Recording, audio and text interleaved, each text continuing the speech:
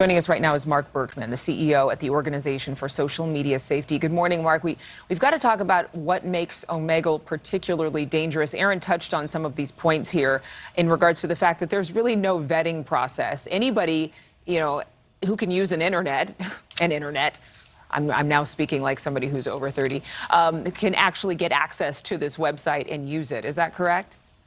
That is correct. It's as easy as putting it in your browser and you're off to the races. And I think that for a lot of people, they would think, what is a child interested in? Going to a website, there are no fun pictures. There's not a lot of graphics. You don't see videos when you go on the homepage. What is alluring them in? Is it the risk that's involved in meeting somebody that they do not know? Yeah, I think it's the thrill of meeting someone they do not know. The teens, even tweens who go to this dangerous site have an understanding of what happens on it. So there's a curiosity there, a thrill factor, exactly. And I think that people are more intrigued or curious about relationships, no matter what age they are. I mean, children, quite evidently, are intrigued by this, but grown-ups who might have been isolated over the past year and a half, even though this site was launched back in 2009, it appears that a lot more people are craving human connections. Were we seeing more traffic online right now of people stumbling upon websites that will actually give them an open door to perhaps a relationship or a love interest?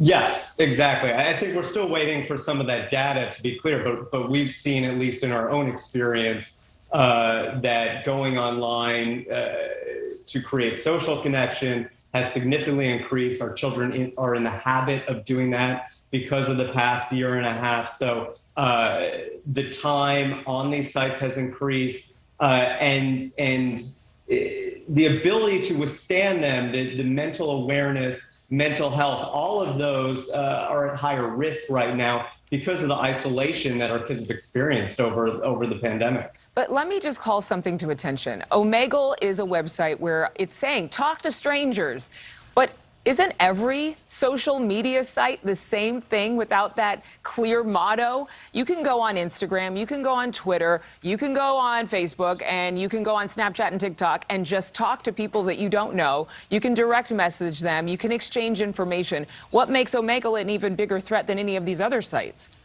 Well, let's be clear. The dangers that you find on Omegle, from trafficking to other sex crimes, those are present on all of these other platforms as well. So you're right. When you get these features of private chatting plus teens plus strangers, you're going to see these dangers on any platform that has those features. Now, Omegle has a culture that is particularly dangerous, where people are going on these sites knowing that these activities are taking place. So it's basically a concentrated form of these dangers. But let's be clear that they're present on all of these other platforms as well that have unmoderated video chats. And clearly, parents need to be aware of the dangers of any site where their kids could be chatting with someone they don't know who could be clearly dangerous. Mark Berkman, thank you so much for being with us. Thank you for having me. Thank you so much for watching. Make sure to click on the red subscribe button below so you can get more of NewsNation's fact-driven, unbiased coverage.